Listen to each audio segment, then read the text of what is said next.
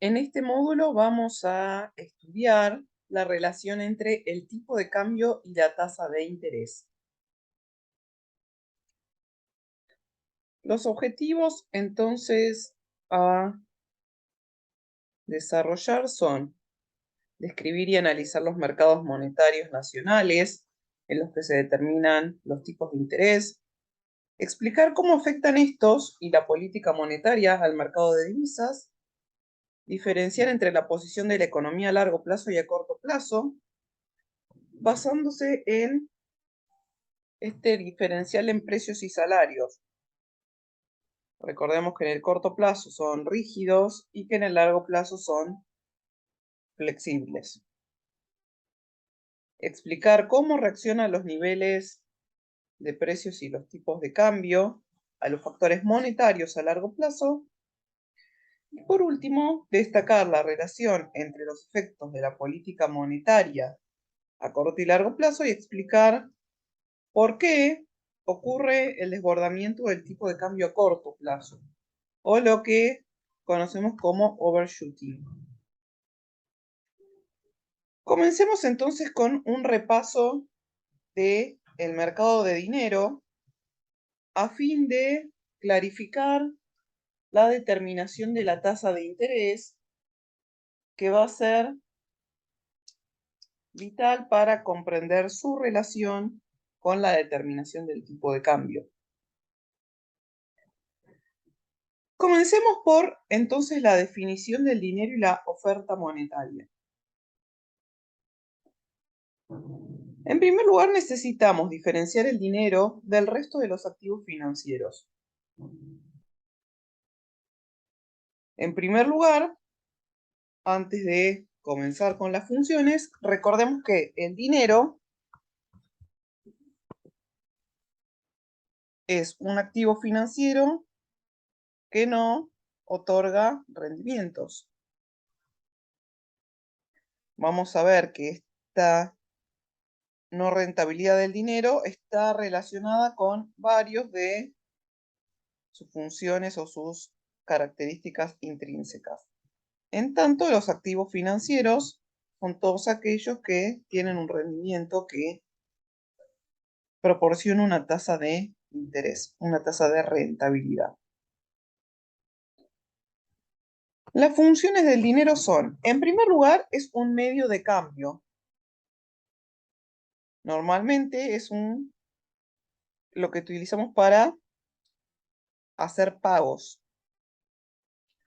El dinero como medio de cambio, de alguna manera, viene a romper a nivel histórico esta necesidad que había de la doble coincidencia de deseos en la economía de trueque.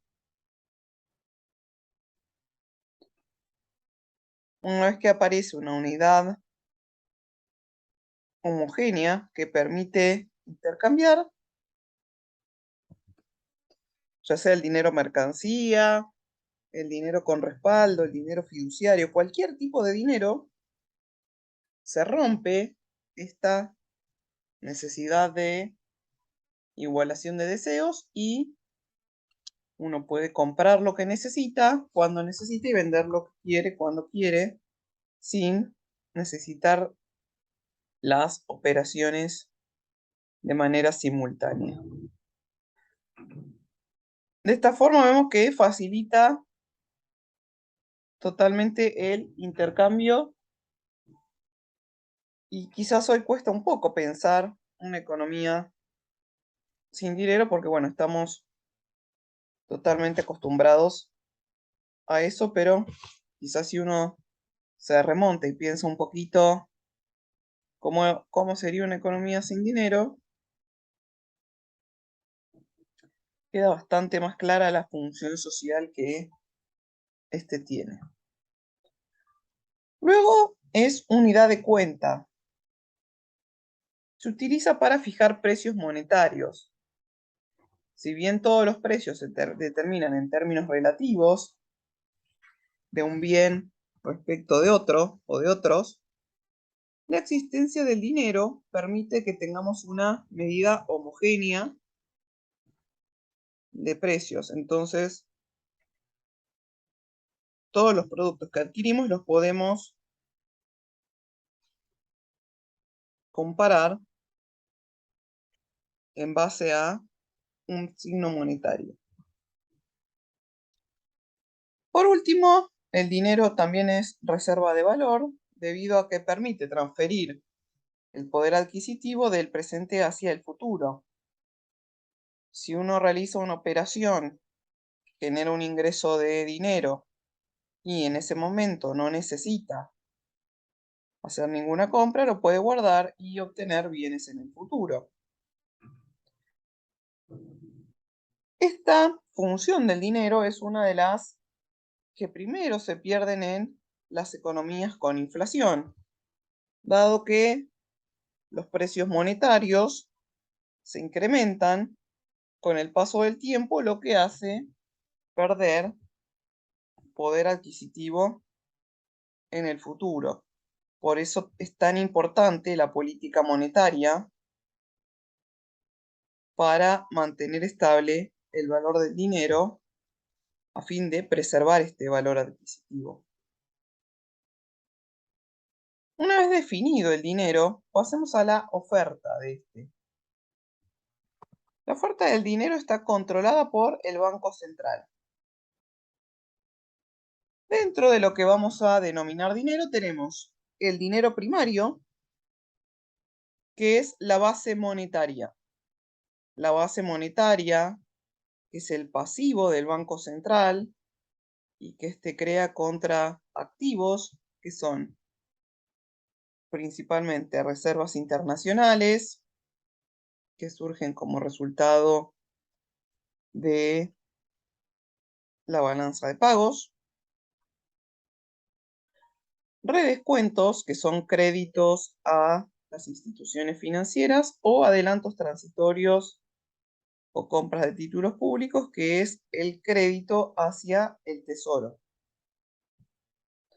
Contra eso entonces el Banco Central e imprime billetes y monedas que se encuentran o en poder del público o en forma de reservas bancarias. Por otra parte tenemos el dinero secundario. El dinero secundario es todo aquel que constituye un depósito a la vista. Entonces, el dinero secundario van a ser las cuentas en los depósitos en cuenta corriente y en cajas de ahorro.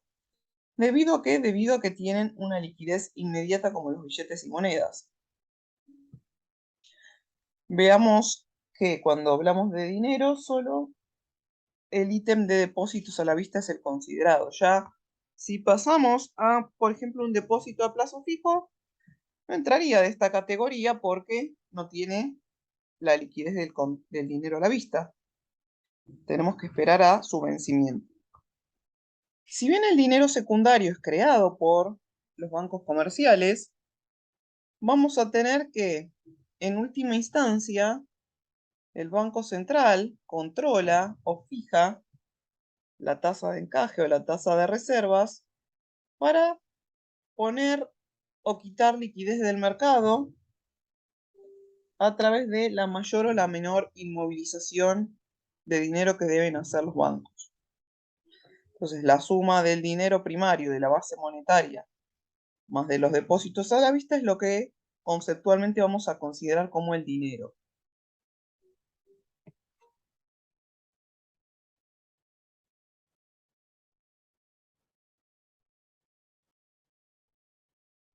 Pasemos ahora a la demanda de dinero.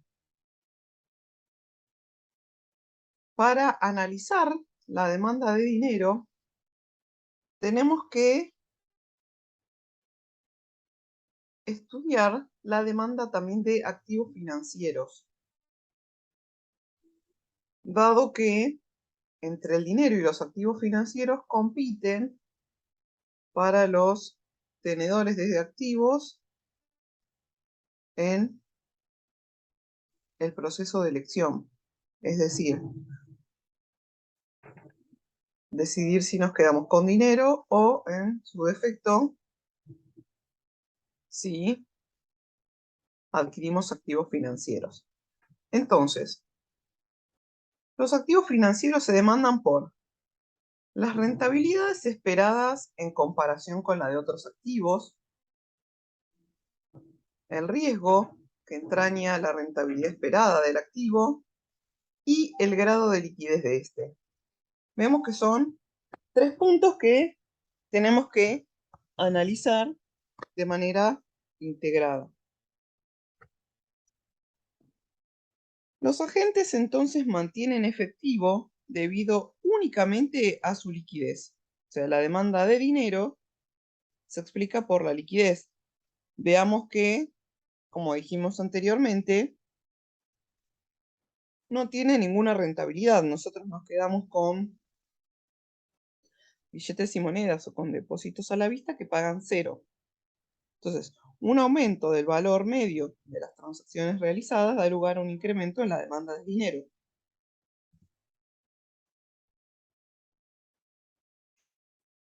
La demanda agregada de dinero es la demanda de dinero que estudiaron en macroeconomía.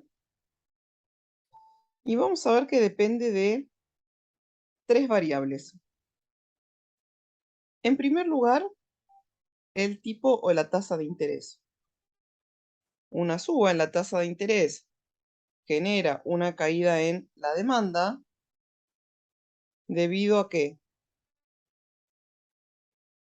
si sube la tasa de interés, los agentes van a preferir comprar activos financieros que le reporten una mayor tasa de interés y van a demandar menos dinero que no reporta rentabilidad.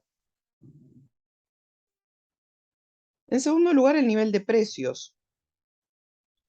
Si el nivel de precios sube, lo que vamos a tener es que para consumir la misma canasta de bienes es necesario contar con más cantidad de dinero. De esta forma, para mantener el nivel de liquidez anterior a la suba, hay que tener más dinero, más cantidad de dinero. De esta manera, los precios tienen una relación positiva con la demanda de dinero. Por último, el nivel de renta nacional real o el producto. Cuando el producto, el ingreso aumenta, se venden más bienes y servicios. Entonces, si el nivel de precios se mantiene constante, un aumento del valor de las transacciones genera un aumento de la demanda de dinero. Vemos entonces que tenemos, por un lado, la tasa de interés, que es lo que muestra la competencia entre el dinero y los activos financieros para los agentes, y es lo que en economía llamamos demanda especulativa del dinero. Esa demanda especulativa del dinero tiene una relación negativa entonces. La demanda de dinero y la tasa de interés siguen una relación inversa. En tanto, el nivel de precios y la renta nacional tienen una relación positiva, dado que cuando estas se incrementan, demandamos más dinero y viceversa. Ocurre en el caso de un descenso. Entonces, vemos que la demanda nominal de dinero es igual al nivel de precios por L, que es la función de demanda agregada de dinero, por que depende de R, que es la tasa de interés, y el producto. Despejamos entonces la función para expresarla en términos reales y nos queda que la demanda real de dinero es una función de la tasa de interés y del nivel de producto. Recordemos entonces que con la tasa de interés R la relación es negativa, con el producto es positiva. Gráficamente entonces, la demanda de dinero la graficamos en el espacio XY, donde La ordenada o el origen es el tipo de interés R. La abscisa, el eje de abscisas es la demanda de dinero agregada. Y dado que utilizamos la variable tasa de interés, vemos que la relación gráfica es negativa. Entonces, la demanda de dinero ocupa ese espacio en el plano. En cambio, la tasa de interés, dado que la tasa de interés es una variable endógena del modelo, nos va a mover sobre la curva. En cambio, como la renta real es una variable exógena, veamos que no se encuentra determinada dentro del mercado de dinero, genera un desplazamiento de la demanda de dinero, tal como vemos en la segunda gráfica. Un incremento de la renta desplaza la demanda de dinero hacia la derecha, una caída la desplaza hacia la izquierda. Veamos ahora la tasa de interés de equilibrio. Vimos recién la gráfica de la demanda de dinero. En términos reales, que tiene pendiente negativa. La oferta real de dinero va a ser vertical debido a que, como analizamos anteriormente, es exógena y es fijada por el Banco Central. El Banco Central va a determinar cuál es la cantidad de dinero que va a haber la economía sin tener una relación directa con otra variable. Es una decisión de política monetaria. Entonces, la oferta de dinero va a ser también medida en términos reales, por eso la vamos a dividir por el nivel de precios. La demanda real de dinero es la que presentamos anteriormente. En el equilibrio se igualan y de ese punto de equilibrio entre la demanda de dinero y la oferta de dinero, determinamos la tasa de interés de equilibrio en este mercado, que sería el punto 1. Vamos a ver qué ocurre cuando la tasa de interés se encuentra o por arriba o por abajo del equilibrio. En el punto 2, es decir, con una tasa de interés alta, vemos que hay mayor oferta de dinero que demanda. ¿Por qué? Porque el precio del dinero es muy alto, entonces hay una menor demanda. Aquí entonces vamos a tener un exceso de oferta monetaria y se intenta reducir la liquidez usando dinero para adquirir activos financieros. ¿Por qué se intenta adquirir activos financieros? Porque la tasa de interés es alta. Entonces la gente prefiere estos activos en lugar del dinero. Para evitar entonces este exceso de liquidez, baja la tasa de interés de R2 hasta la tasa de interés de equilibrio, que es R1. Cuando la tasa de interés vuelve al equilibrio, desaparece este exceso de oferta monetaria. En el punto de equilibrio, R1, cualquier agente que desee prestar dinero podrá hacerlo porque no va a haber un exceso ni de oferta ni de demanda de dinero. Cuando entonces el mercado alcanza el punto 1, desaparece la tendencia a la baja del tipo de interés. Por otra parte, si vamos al tipo de cambio R3, que estaba por debajo de el tipo de interés de equilibrio, vamos a tener que este tiende a subir, dado que ocurre lo opuesto a lo que ocurría en el punto 2. Dada la tasa baja, lo que va a ocurrir es que va a haber un exceso de demanda monetaria. Los agentes buscan vender los activos financieros para aumentar la disponibilidad de dinero. De esta forma, con un bajo tipo de interés, se compite por el dinero, presionando al tipo de interés al alza hacia nuevamente el R1.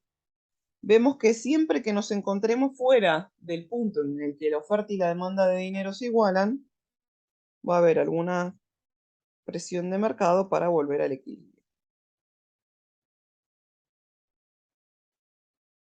Veamos ahora qué ocurre con la tasa de interés y la oferta monetaria.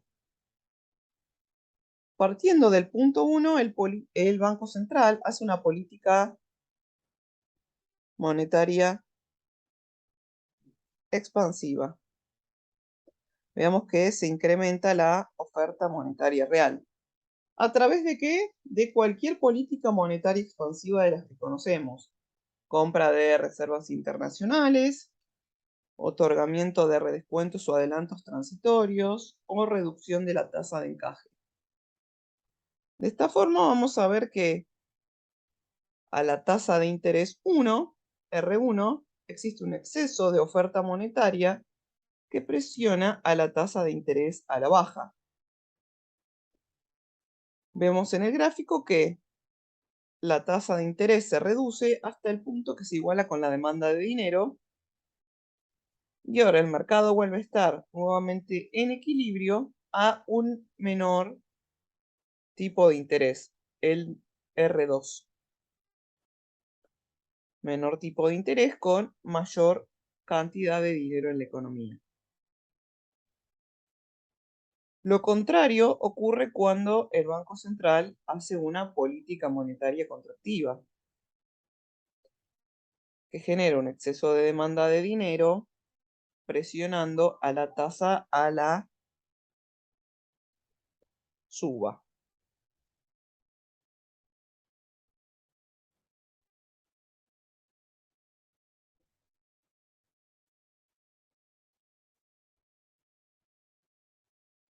Veamos un cambio en el nivel de producción. En lugar de mover la oferta de dinero, lo que desplaza es la demanda. Dado el punto de equilibrio 1, la economía incrementa la producción y por lo tanto la demanda de dinero. De esta forma vamos a ver que a la tasa de interés 1, que era la inicial, va a existir un exceso de demanda de dinero que va a presionar a la tasa de interés a la suba. La tasa de interés entonces se va a incrementar hasta el punto que se iguala con la oferta de dinero en la tasa R2. Lo contrario ocurre ante una contracción en el nivel de producción. Vamos a tener una caída en la tasa de interés.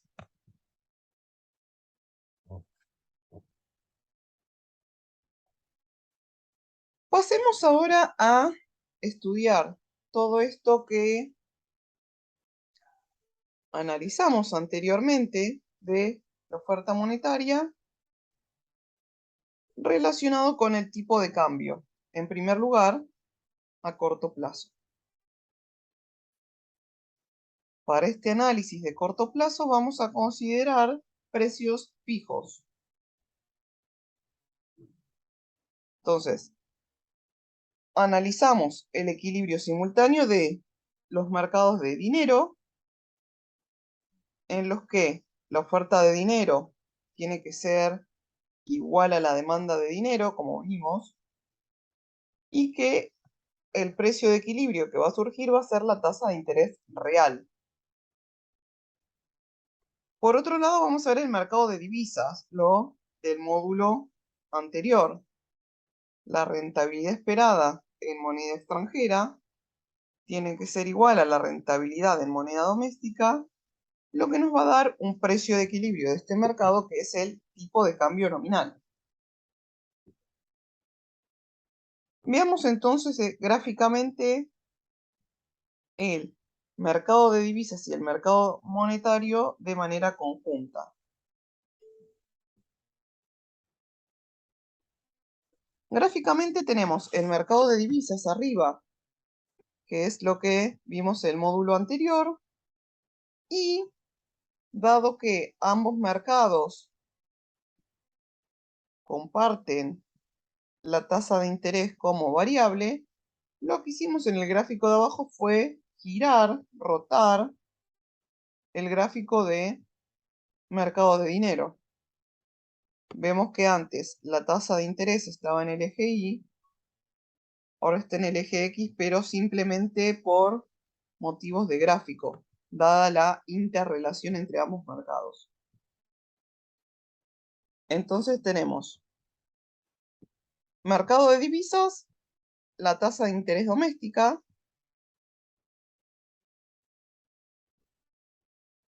la rentabilidad de los depósitos en moneda local, se fija en el mercado de dinero. Vemos que es la recta vertical del gráfico de arriba. Y vemos que viene, o sea, esa rentabilidad viene del punto de equilibrio determinado en el mercado de dinero. Vemos la proyección de esa recta hacia el punto donde se igualan la oferta y la demanda de dinero. Volviendo al mercado de divisas, vemos que la rentabilidad esperada de los depósitos externos tiene pendiente negativa debido al efecto de los tipos de cambio actuales sobre las expectativas de depreciación futura. Vemos entonces que en el punto 1, donde se iguala la rentabilidad de depósitos en moneda local y la rentabilidad esperada en depósitos externos, se fija el tipo de cambio de equilibrio. En tanto, en el mercado de dinero, como mencionábamos anteriormente, la tasa de interés interna se fija en el punto donde la oferta de dinero se iguala con la demanda. Vemos que en este caso la oferta de dinero es horizontal en lugar de vertical porque recuerden que giramos el eje a fin de graficar la relación entre ambos. Entonces, el tipo de cambio se traslada al mercado de divisas donde, dadas las expectativas acerca del tipo de cambio futuro de la moneda local respecto a la externa, el tipo de cambio está dado por la condición de paridad de intereses. Era esto que analizábamos, que las tasas deben igualarse ajustadas por la tasa de evaluación esperada. Vamos a ver entonces algunos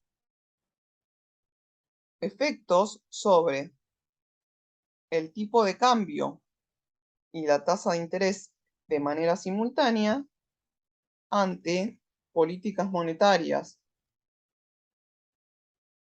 realizadas en el país o en el extranjero o en el cambio de alguna otra variable exógena que afecte al modelo. Comencemos entonces por una expansión monetaria. Cuando estamos hablando de una expansión monetaria, estamos hablando de una política monetaria expansiva en el país. Entonces, dado que se trata de una política monetaria expansiva, comenzamos a graficar en el mercado de dinero. Vemos que el punto 1 era el punto de equilibrio inicial, una expansión monetaria desplaza la oferta monetaria hacia adelante, es decir, vemos que se desplaza en horizontal hacia abajo, hacia la 2. Al tipo de interés inicial, al tipo de interés 1, vamos a tener un exceso de oferta de dinero, lo que va a llevarnos a que al nuevo equilibrio va a haber un descenso en la tasa de interés hasta 2, donde se vuelven a igualar la oferta y la demanda de dinero.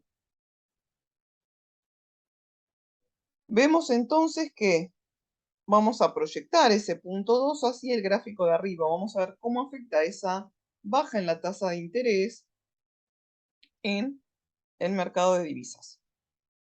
Dado el tipo de cambio 1 inicial, con una menor tasa de interés, la rentabilidad esperada de los depósitos en moneda extranjera es mayor que la de los activos locales. Entonces vemos que esa menor rentabilidad de los depósitos locales genera una suba en el tipo de cambio de equilibrio hasta el punto 2. De esta manera tenemos que el tipo de cambio se deprecia porque los tenedores de activo demandan más moneda extranjera. De esta forma, un incremento de la oferta monetaria se traduce en una depreciación de su moneda en el mercado de divisas. Vemos entonces una relación inversa entre la tasa de interés y el tipo de cambio, manteniendo todo lo demás constante.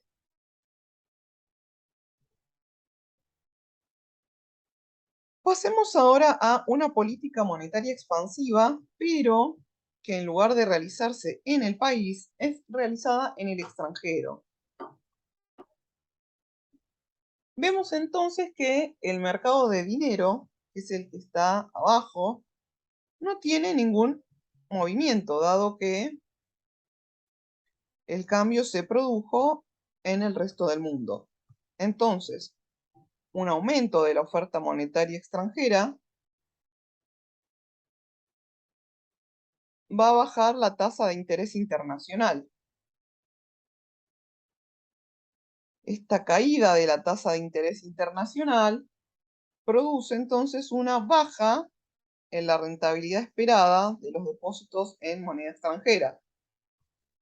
Vemos que en el gráfico de arriba la rentabilidad de depósitos de moneda local se mantiene fija y se reduce, o sea, se desplaza hacia atrás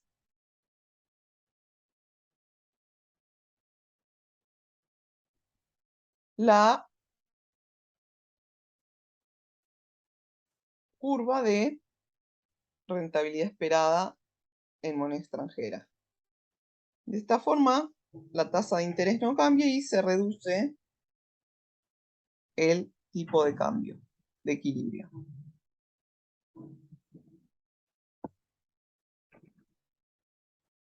Pasemos ahora, una vez analizado el corto plazo con precios fijos, a estudiar el dinero, el nivel de precios y el tipo de cambio a largo plazo. En el equilibrio de largo plazo vamos a considerar que tenemos pleno empleo. Entonces, en el pleno empleo recordemos que hay ajuste de precios y salarios. Del equilibrio entonces del mercado de dinero vamos a despejar el nivel de precios de equilibrio que va a ser la oferta monetaria sobre la demanda monetaria. Si todo lo demás permanece constante, un incremento en la oferta monetaria de un país genera un aumento proporcional de su nivel de precios.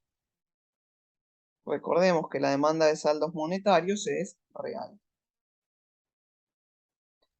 De esta forma vamos a ver que un cambio en la oferta monetaria en el largo plazo no tiene efectos sobre la tasa de interés o sobre la producción real.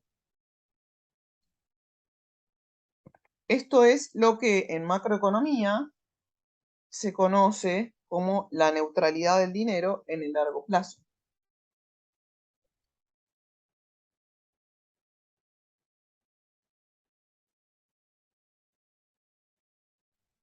Si todo lo demás permanece constante, un incremento permanente de la oferta monetaria de un país genera a largo plazo una apreciación proporcional de su moneda respecto a las monedas extranjeras. En tanto, lo contrario ocurre con una disminución permanente.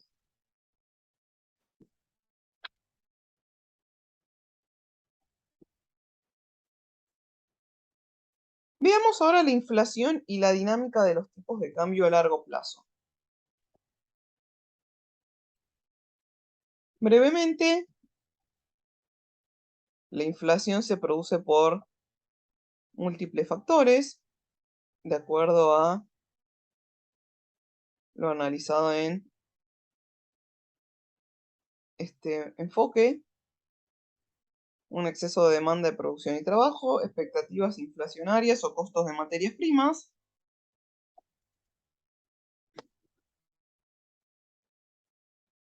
y entonces vamos a tener que las variaciones de la oferta monetaria y el tipo de cambio en el corto plazo generan los siguientes efectos.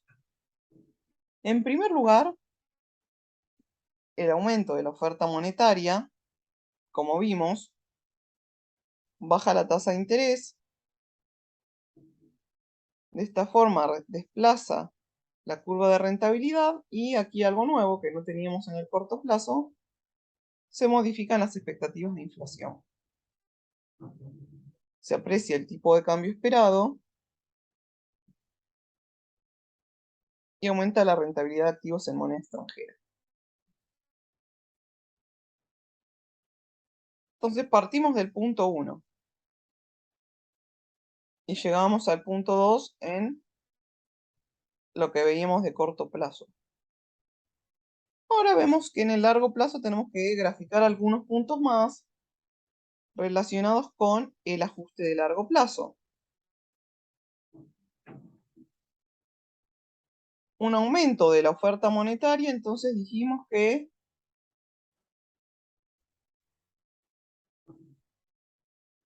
reduce la tasa de interés. De esta forma vamos a ver que, dada la suba de precios que ocurre en el largo plazo, la oferta monetaria real se muestra sin cambios. ¿Por qué?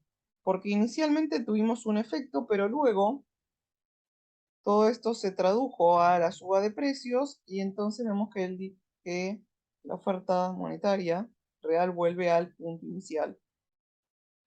En la segunda gráfica vemos que corresponde al punto 4.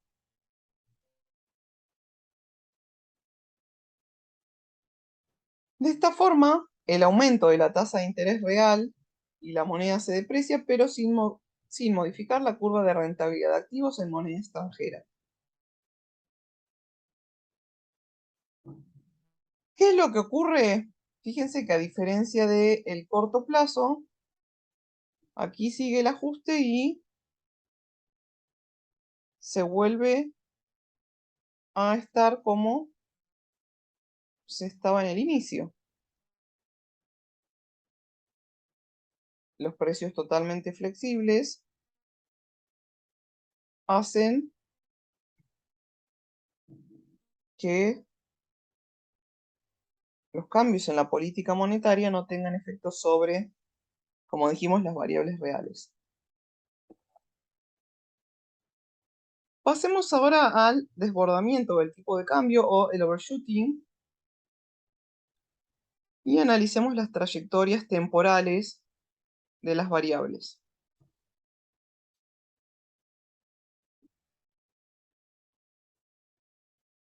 Veamos, en el punto A o en la gráfica A tenemos la oferta monetaria, que sería, en este caso dice Estados Unidos, sería la política monetaria del país. Vemos que está en M1 y en el momento T0 el Banco Central incrementa la oferta de dinero. Vemos entonces un salto de M1 a M2.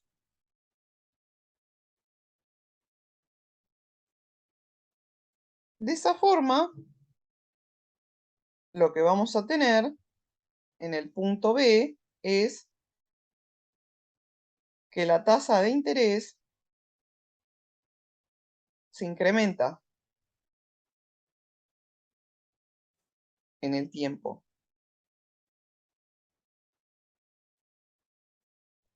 Pero vemos que, a diferencia de la oferta monetaria, que pega un salto discreto, o sea, salta en el momento el ajuste es total, el tipo de interés se ajusta de manera paulatina.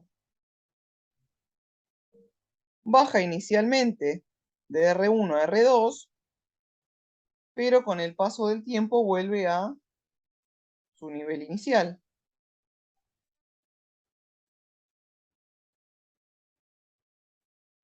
El nivel de precios, en tanto, se incrementa,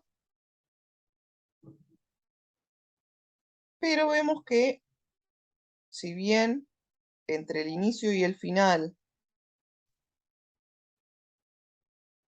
el resultado es el mismo, vemos que el ajuste de precios lleva un tiempo, no es como un salto discreto como la política monetaria. Inicialmente los precios están fijos, entonces tenemos los efectos de corto plazo, pero en el largo plazo la suba de oferta monetaria es igual a la suba de precios, por lo que la oferta monetaria real se mantiene sin cambio. Por último, en el panel D vemos la suba del tipo de cambio. El tipo de cambio sube de E1 a E2, que es el desbordamiento del corto plazo o el overshooting, y en la medida que se va ajustando el nivel de precios y la tasa de interés, vemos que el tipo de cambio comienza a disminuir hacia su nivel de largo plazo.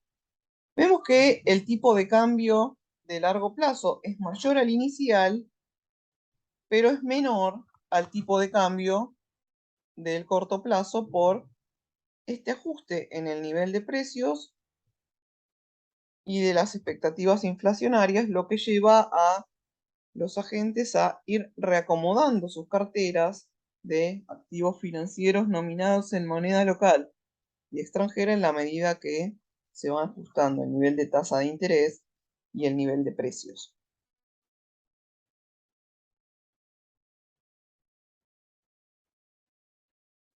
Entonces, en el overshooting de tipo de cambio, vemos que en el corto plazo el tipo de cambio sube por encima del tipo de cambio de equilibrio a largo plazo. Este desbordamiento dijimos que se explica debido a la rigidez a corto plazo de los precios. O sea, lo que tenemos es esta sobrereacción inicial. Si los precios se ajustan a largo plazo, después del aumento de la oferta monetaria, vamos a tener que, pasado un determinado tiempo, el tipo de interés doméstico no se modifica, ya que los precios se van a ajustar de manera inmediata, no tan inmediata, vimos que tienen una dinámica no tan instantánea como la oferta monetaria, pero sí tenemos que esta mayor oferta de dinero nominal se va a trasladar a precios, lo que va a evitar que se incremente la oferta monetaria real.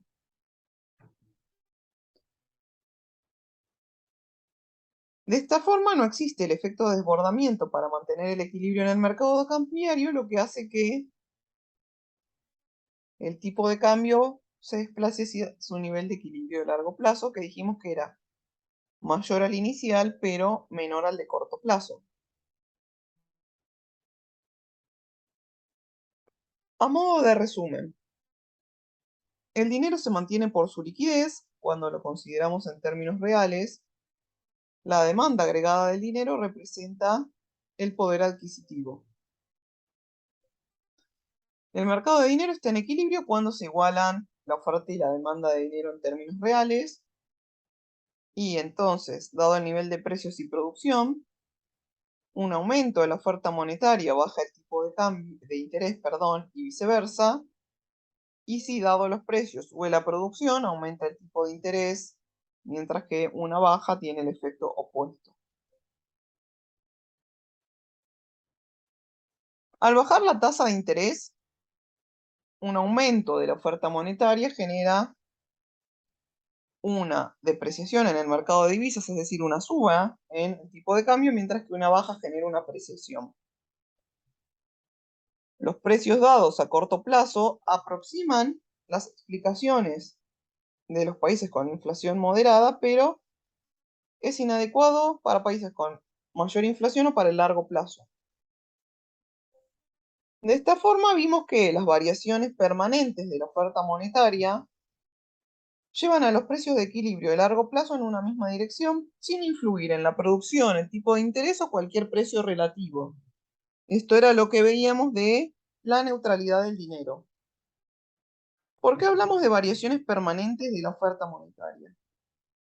Porque en contextos de variaciones transitorias, las expectativas de los agentes no se modifican sabiendo que se encuentran ante cambios no sostenibles en el tiempo, por lo que son internalizadas dentro de los comportamientos y generar eh, estos cambios de largo plazo. Un aumento, entonces, de la oferta monetaria cuando estamos diferenciando entre el corto y largo plazo, puede generar en el tipo de cambio una sobrereacción o un desbordamiento en el corto plazo por encima de su nivel de largo plazo, lo que puede generar volatilidad de los tipos de cambio. Muchas veces una suba inicial genera mayor incertidumbre y eso se termina trasladando a luego toda la economía. Bueno, con esto entonces finalizamos este módulo. Espero que haya sido de utilidad. Continuamos analizando las relaciones entre el mercado de divisas y el mercado de dinero en el próximo módulo.